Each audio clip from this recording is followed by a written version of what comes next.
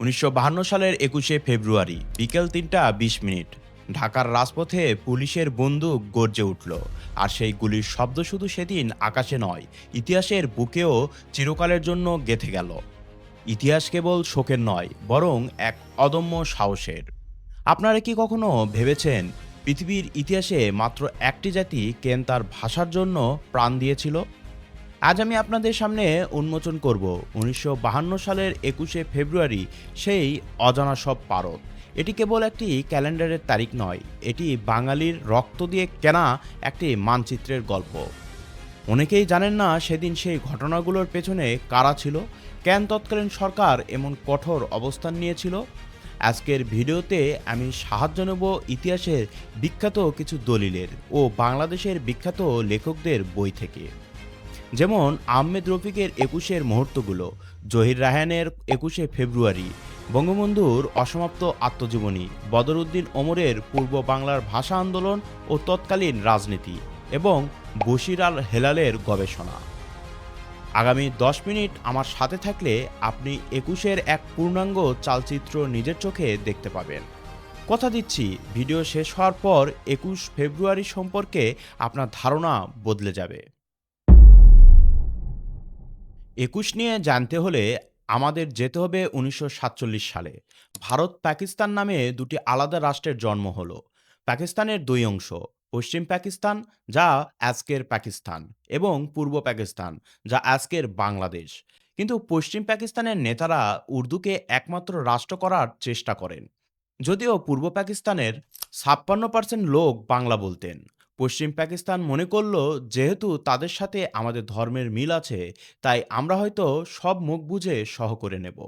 শুরু হলো আমাদের ভাষার উপর আঘাত।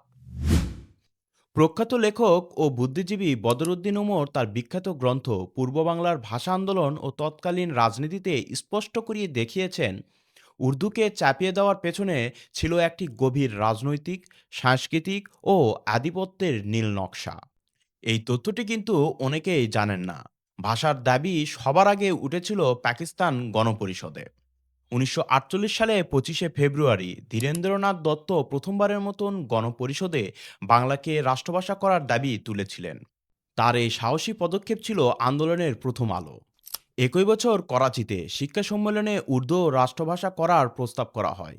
বদরউদ্দিন ওমর লিখেছেন, তখন ঢাকার ছাত্র সমাজ এই অন্যায়ের বিরুদ্ধে প্রথম ফুঁসে ওঠে। ১১ই মার্চ ১৯৪৮ সালে প্রথম রাষ্ট্রভাষা বাংলা চাই স্লোগানে হরতাল পালিত হয়। ১৯৪৮ সালের ২১শে মার্চ রেসকোর্স ময়দানে এবং ২৪শে মার্চ ঢাকা বিশ্ববিদ্যালয়ের কার্জন হলে কায়েদে আজম মোহাম্মদ আলী জিন্নাহ যখন দরাজ গলায় বললেন, Urdu alone shall be the state language of Pakistan, তখন গ্যালারি থেকে কিন্তু প্রতিবাদের শব্দ এসেছিল। বাঙালিরা ক্ষুব্ধ হন, কারণ এটি তাদের সাংস্কৃতিক পরিচয়কে অস্বীকার করা। ওমরের বইতে আরও বলা আছে, এই নীতি ছিল শ্রেণী সংগ্রামেরও অংশ। কমিউনিস্ট পার্টি এখানে গুরুত্বপূর্ণ ভূমিকা পালন করে, কারণ এটি শুধু ভাষার নয়, অর্থনৈতিক ও রাজনৈতিক অধিকারের লড়াই ছিল। সাফার আলী আকন্দের language movement and the making of Bangladesh বইতে বিশ্লেষণ আছে যে, পূর্ব পাকিস্তানকে কার্যত উপনিবেশ মনে করা হতো। যদি আপনার ভাষাকে অস্বীকার করা হতো, আপনি কি করতেন? তৎকালীন যুবনেতা শেখ মুজিবুর রহমান সহ তরুণরা তখনই বুঝে গিয়েছিলেন, পাকিস্তান নামের এই রাষ্ট্রে আমাদের শিকড় উপড়ে ফেলার পরিকল্পনা শুরু হয়ে গেছে। আপনারা শুনলে অবাক হবেন, শেখ মুজিবুর রহমান তার অসমাপ্ত আত্মজীবনীতে লিখেছেন, সেই সময় রাষ্ট্রভাষা সংগ্রাম পরিষদ গঠন করা হয়েছিল, এবং জিন্নার ওই ভাষণের প্রতিবাদ করতে ছাত্ররা কোনো দ্বিধা করেনি। তখনকার সময়ে এর মূল নেতৃত্বে ছিল বাংলাদেশ ছাত্রলীগ।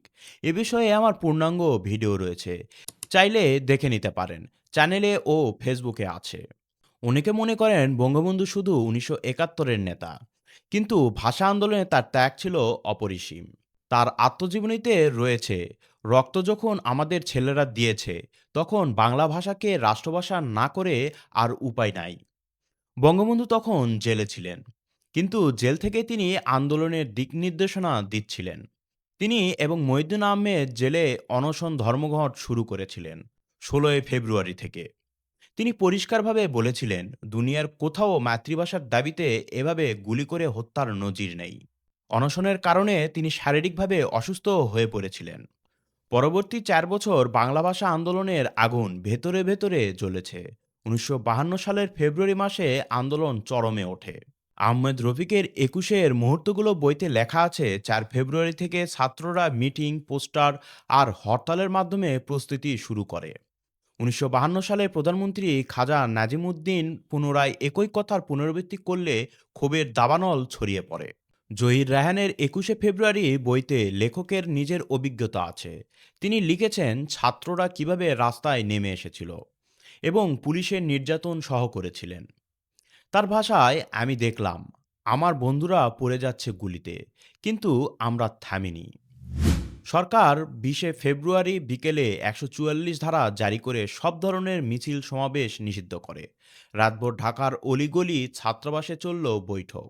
ছাত্ররা দ্বিধা বিভক্ত ছিলেন। এক পক্ষ ভাবল নির্বাচন সন্নিকটে, তাই শৃঙ্খলা ভাঙ্গা ঠিক হবে না।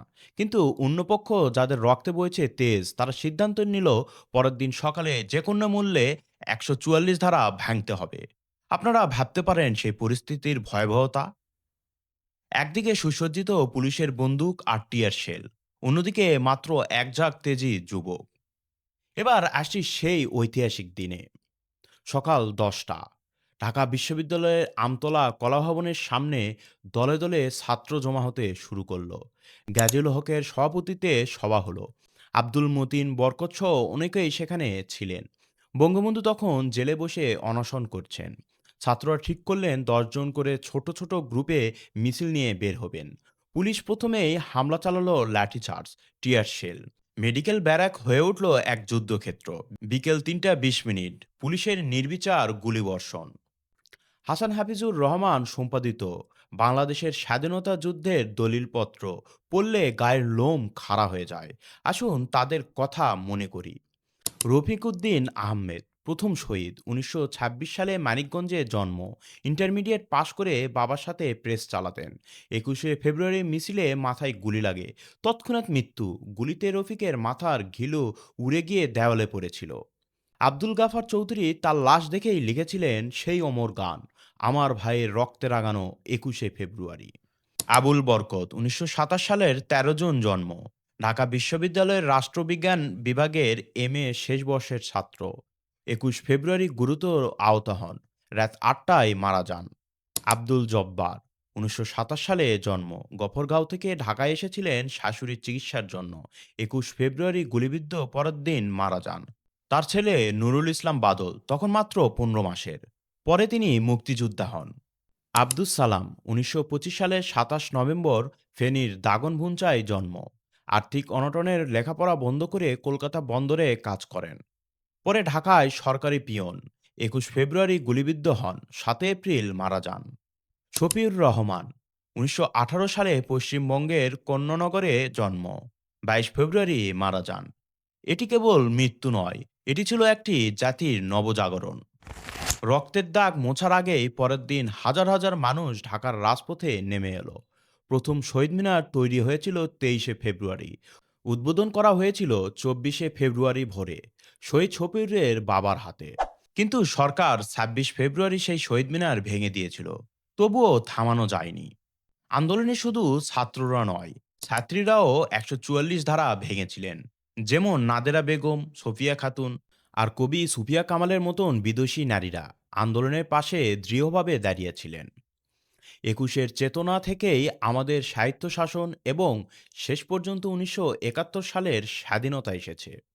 ১৯৫৬ সালের পাকিস্তান সংবিধানে অবশেষে বাংলাকে অন্যতম রাষ্ট্রভাষা হিসেবে স্বীকৃতি দিতে বাধ্য হয়।